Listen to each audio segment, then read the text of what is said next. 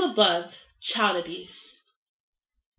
Each year, over 3 million reports of child abuse are made in the United States. Each day, more than 5 children die as a result of child abuse. Oftentimes, these acts of abuse are taking place right in the home of the child. Most, if not all of these victims of child abuse don't understand why it's happening. Approximately 80% of children that die from abuse are under the age of 4. Some might say, maybe these things only happen to children in poor homes. Or maybe it only happens to children whose parents aren't well educated. But no. Child abuse occurs at every socioeconomic level, across all ethnic and cultural lines, and within all religions, and at all levels of education.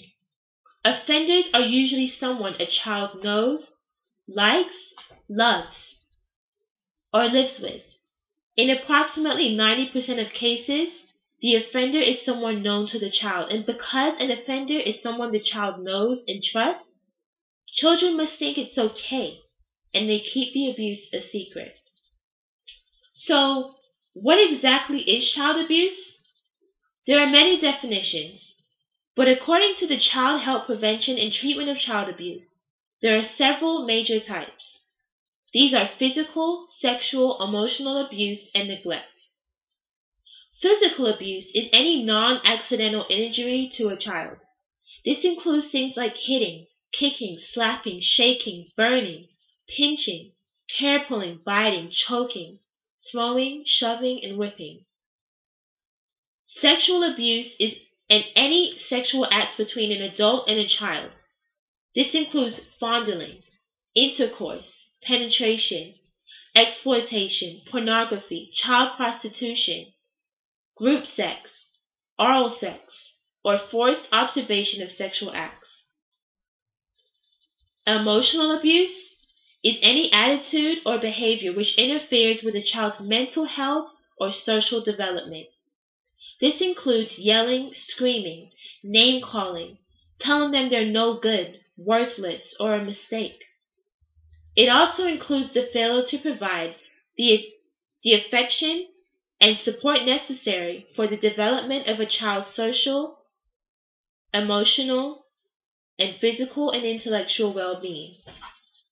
Neglect, which is the most common type of child abuse, is failure to provide for a child's physical needs. This includes lack of supervision, inappropriate housing or shelter, inadequate provision of food, inappropriate clothing for season or weather, abandonment, denial of medical care, and inadequate hygiene. There are many types of consequences and effects of abuse that victims live with. According to the U.S. Department of Health and Human Services, abused children are 25% more likely to experience teen pregnancy. Children who experience child abuse and neglect are 59% more likely to be arrested as a juvenile, 28% more likely to be arrested as an adult, and 30% more likely to commit violent crime.